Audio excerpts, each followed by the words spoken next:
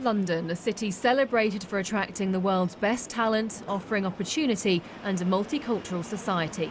But with the government pledging to crack down on the number of foreign workers here in the UK, there's growing concern that status could change. The boss of the UK's largest accountancy firm says diversity is crucial to their success. If we weren't able to bring those people in, then we'd do one of two things. We'd adapt in terms of how we trained people locally, and some of that would definitely be possible. But more likely, some of the work that's currently done here wouldn't be done here.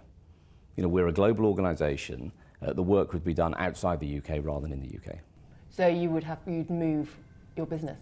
Correct.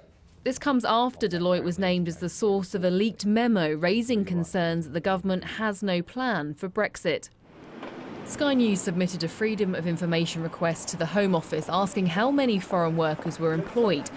Between April 2012 and March 2015, more than 88,000 non-EU citizens were sponsored to work in the UK. Healthcare and education were by far the biggest sectors, each sponsoring more than 12,000 non-EU workers. Financial services were the third biggest sector, with over 7,000. The University of Oxford employed the most foreign workers, followed by the University of Cambridge. Financial services firms made up the rest of the top 5.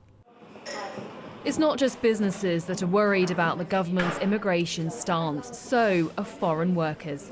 Ritu Soni is a single parent to 2 girls and moved to the UK from India 5 years ago. She's sponsored to work here by Labara, a mobile telecoms company, and says since the vote to leave the EU, she's noticed a change in attitude towards her family that's made her feel unwelcome.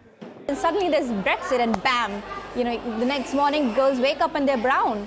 And that just really gutted me, and it took me a while for me to make them understand that even in the developed modern world, there are people who are now, they have a license to be xenophobics, they have a license for racist attacks. The government says it wants to reduce levels of immigration whilst continuing to attract the brightest and the best.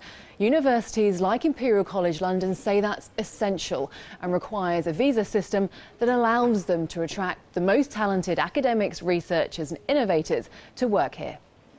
Imperial's sentiment is shared by Manchester University, which is one of the top 20 employers of non-EU workers.